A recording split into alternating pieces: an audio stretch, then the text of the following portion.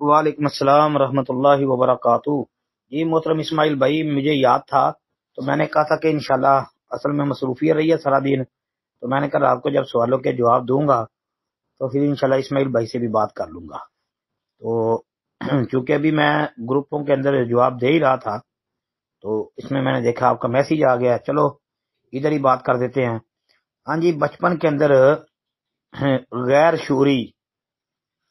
یعنی دور میں بچی ابھی نابالغہ ہے، بالغ نہیں ہوئی، تو اس کا نکاح اس کے گھر والوں نے کر دیا ہے، تو اب کہتے ہیں کہ وہ اس کام کو ختم کرنا چاہتے ہیں، خلاص کرنا چاہتے ہیں، تو عدت وغیرہ کے حوالے سے پوچھ رہے ہیں۔ اچھا جی، پہلی بات تو یہ ہے کہ بھائی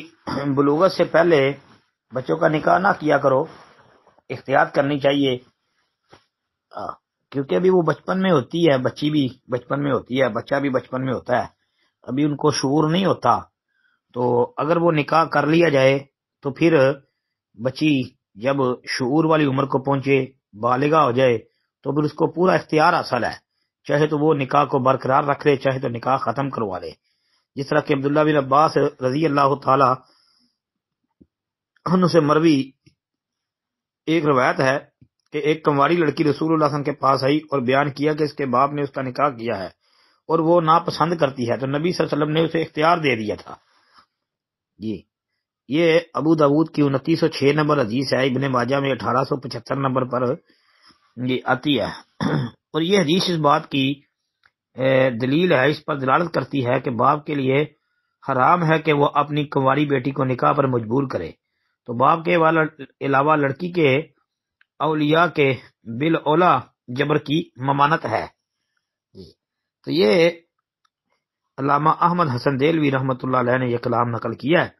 تو یہ حدیث عبداللہ بن عباس والی جو ہے یہ میں نے پیش کی ہے، تو اس سے پتہ چلتا ہے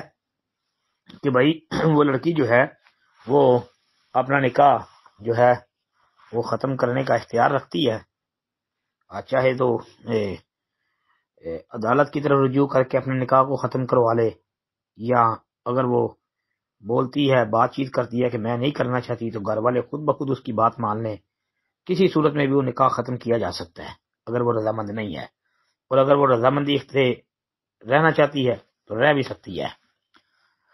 اب جو صورت آپ نے لکھی ہے اس میں یہ ہے کہ وہ نکاح آپ ختم کرنا چاہتے ہیں، نکاح ختم ہو گیا تو عدت کوئی نہیں ہوگی، کیونکہ یہ سورہ احزاب کے اندر بھی آتا ہے، سورہ بقرہ میں بھی آتا ہے کہ نکاح ہونے کے بعد مرد کا اپنی بیوی کو چھونے سے پہلے اگر طلاق ہو جائے تو اس کی عدت کوئی نہیں ہوتی، البتہ جو حق مہر ہے اس کو کم از کم آدھا دینا پڑے گا، کم از کم آدھا حق مہر اس کو دیا جائے گا جو مقرر کیا تھا نکاح کے موقع پر۔ السلام علیکم ورحمۃ اللہ وبرکاتہ۔